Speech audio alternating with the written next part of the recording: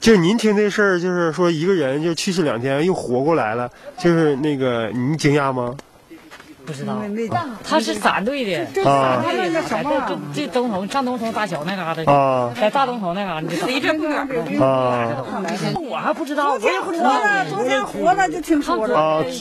啊，就走。昨一早呢还催了，咱这早昨一早还没不知道也知道了。啊，这能写稳了，你看。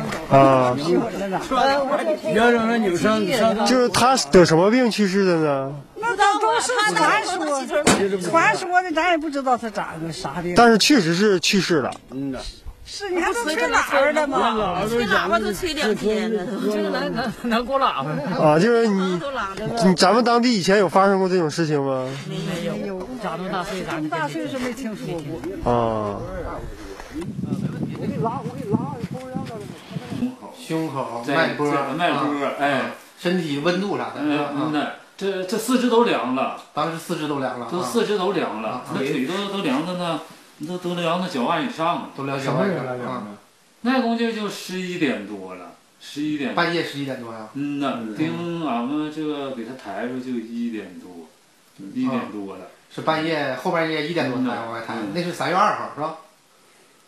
就是这么的，你当时就是被抬进去之后，你有没有知觉呀？感觉到大伙抬你，给你往那个料子里放，你有没有感觉？就稍微有点不大。啊，你还是有点感觉的。哎，有点感觉。但是，那你有感觉的话，你为啥不吭声啊？说不出来话。啊，你说不出来话。说不出来话了。这就是按正常这都正常的。这俺们这是跟前这都是这怎么的？说是叫走马入殓，不能说是等气儿一点没有了。对。那有这个规矩。有这规矩。他也告诉他说你这个还影响说不好。这个又有啥说的嘞？就这么的。这么的，俺也看差不多了。这人要干啥？这活人能往里抬吗？就是。多长时间？就是周围没有大夫是吧？当时那啥，当时这找大夫离挺老远，挺费劲的。再说俺们也普遍农村哪有那么说是老人不行，还得找大夫摸脉号。然后那你之后呢？你进了料子里，你还有没有什么感受都没有？啊，进里头就我感觉也不到30分钟，我就饺子忽悠去了，忽悠一下啊，就啥也不知道，啥也不知道了。哎，啥也不知道。啥也不知道了。也在里头，待20多分钟。这你看，这昨天，就过来了。昨天他那个有那什么那音响那音响吧，震现在的。那音响正在我跟前儿，就搁在放那边他在打鼓，在吹喇叭，哎，这家腾腾全大通的。完了都是怎么的？这不是完了是，我也不是我整的，我就叫呼腰去，他像有赶脚的。完了这喇叭，你说整个歇完了，他就开始就腾，